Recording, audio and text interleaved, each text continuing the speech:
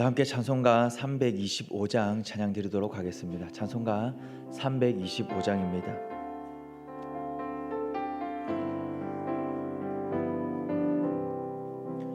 예수가 함께 계시니 시험이 오나 겁없네.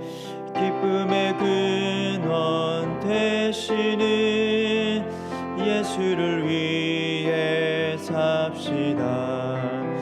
날마다 주를 섬기며 언제나 주를 기리고 그 사랑 안에 살면서 딴 길로 가지 맙시다. 이 세상 사는 동안에 주 이름 전파하면서 무한한 복락 주시는 예수를 위해 삽시다. 날마다 주를 섬기며 언제나 주를 기리고 그 사랑 안에 살면서 딴 길로 가지 맙시다. 이 세상 친구 없어도 예수는 나의 친구니 불의한 일을 버리고 예수를 위해 삽시다. 날마다 주를 섬기며 언제나 주를 기리고 그 사랑 안에 살면서 딴 길로 가지 맙시다. 주께서 심판하실 때 잘했다 칭찬하리니 이러한 상급 받도록 예수를 위해 삽시다. 날마다 주를 섬기며 언제나 주를 기리고 그 사랑 안에 살면서 딴 길로 가지 맙시다. 아멘. 하나님의 말씀은 누가복음 12장 1절에서부터 12절까지 말씀입니다. 누가복음 12장 1절에서부터 12절까지 말씀.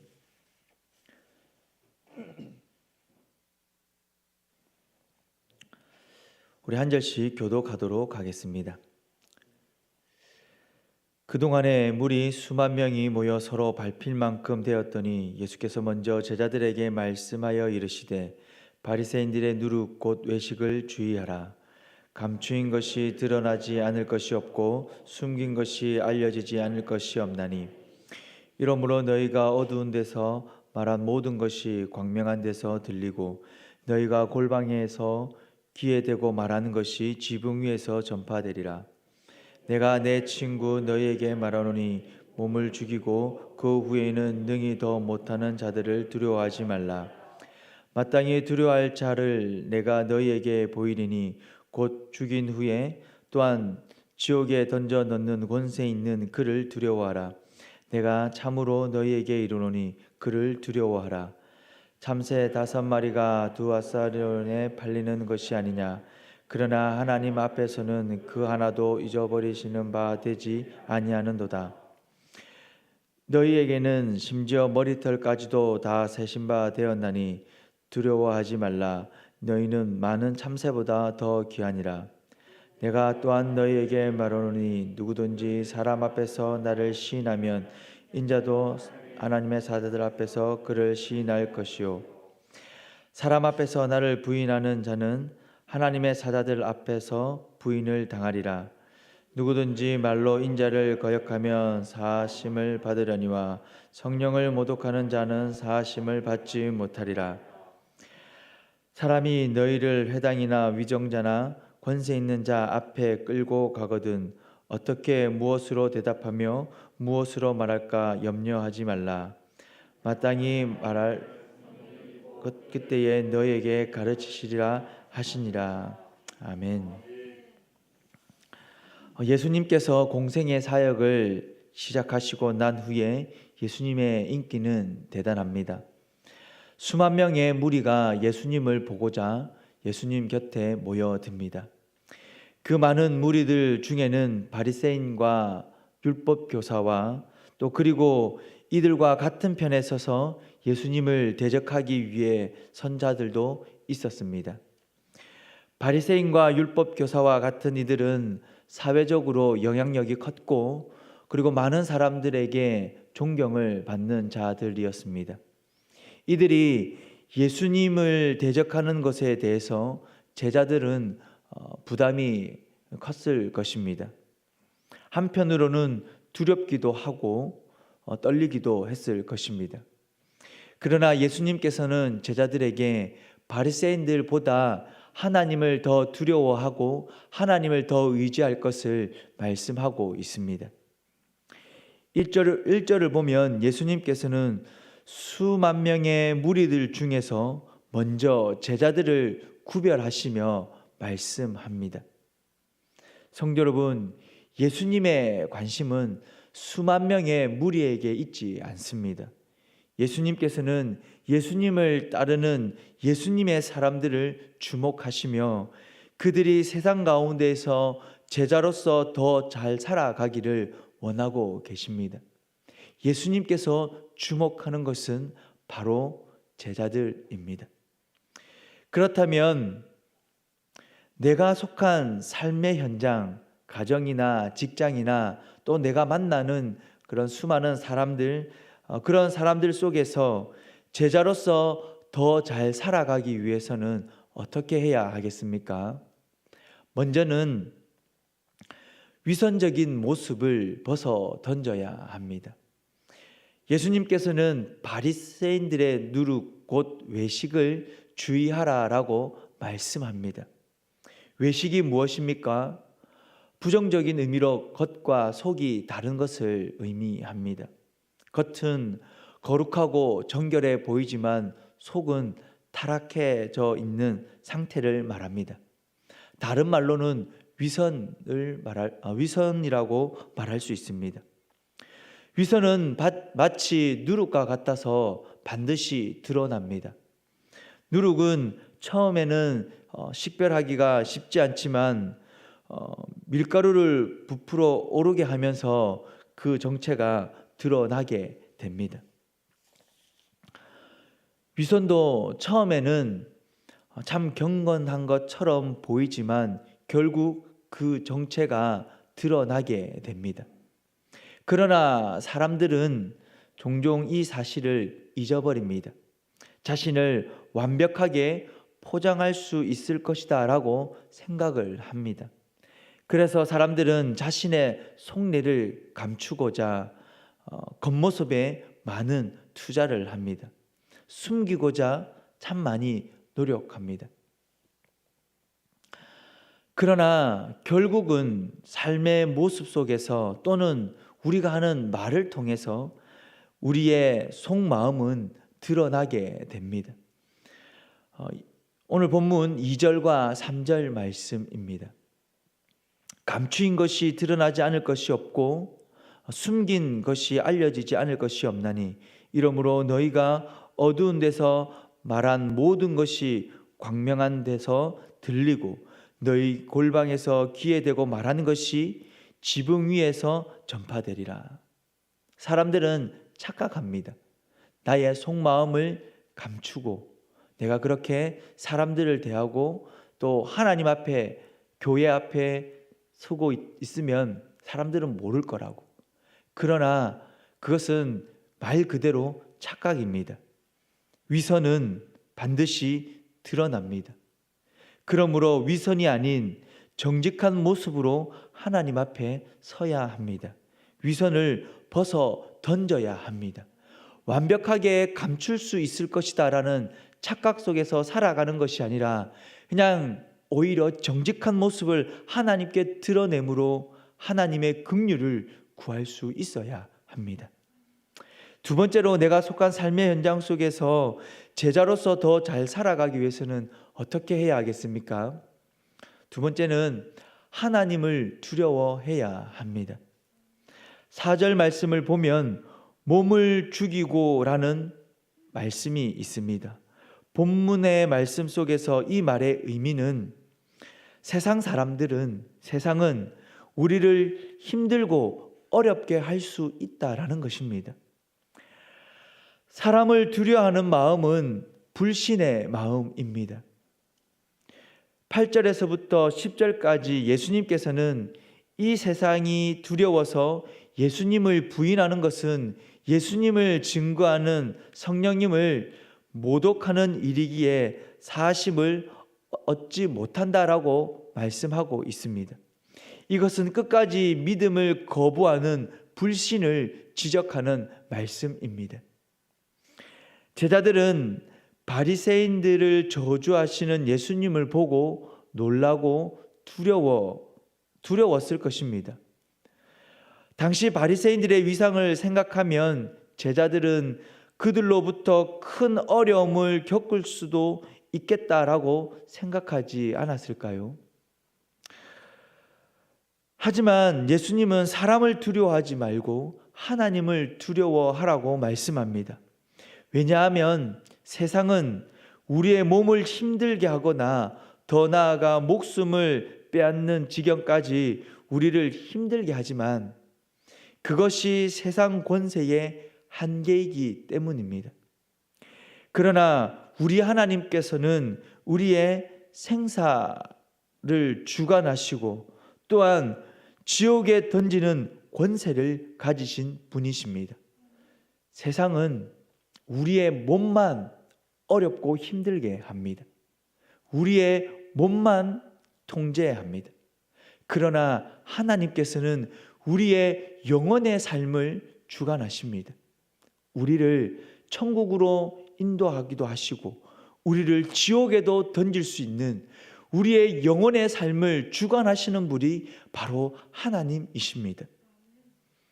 하나님께서는 우리의 영혼까지 주관하시기에 우리가 두려워하고 우리가 더 의지하며 바라보아야 할 대상은 누구입니까?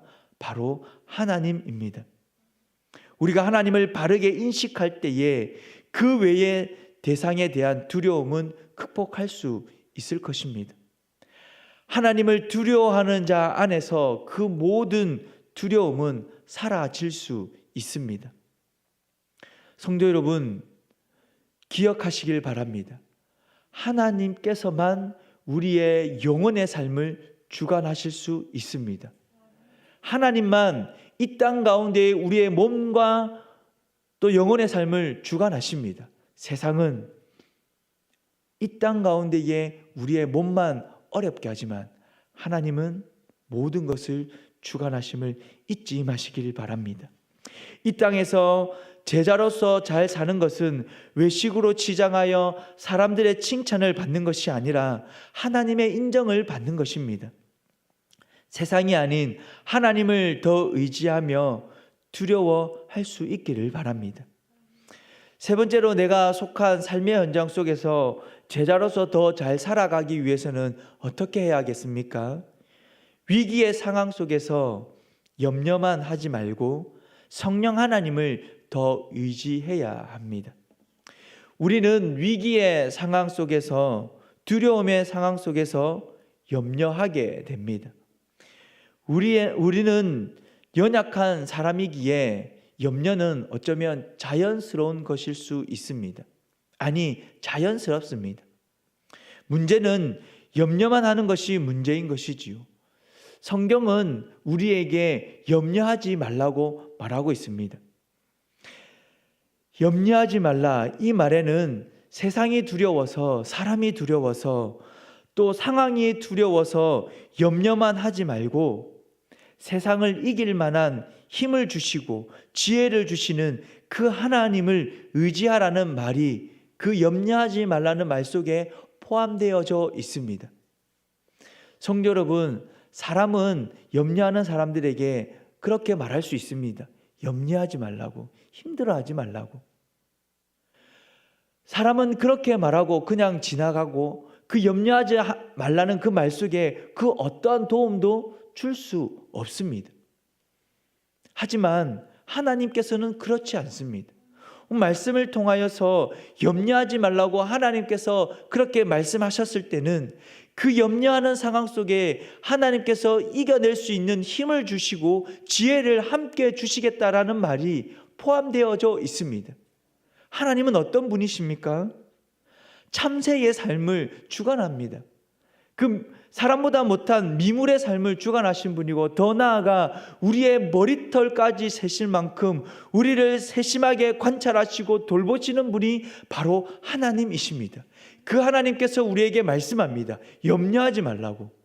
그냥 던지는 말이 아니라 이겨낼 수 있는 힘을 주시는 분이십니다. 내가 하찮은 미물의 삶도 주관하고 너희들의 모든 것을 세세토록 알고 있는 그 하나님이다.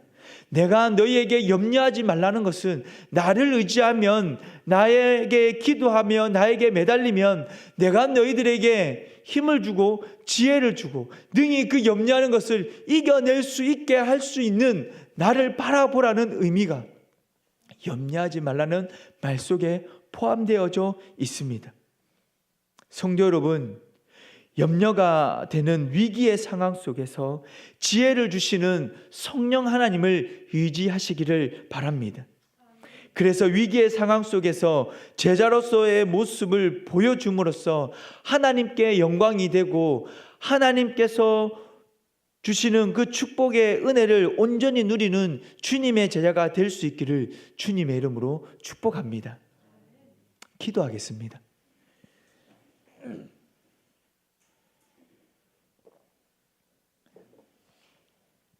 살아계신 하나님 아버지, 은혜를 감사합니다.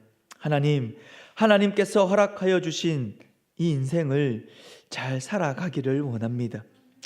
사람들의 인정이 아니라 하나님의 인정을 구하며, 세상의 재물이 아니라 하나님께 대하여 더 부요한 자가 되기를 소망합니다.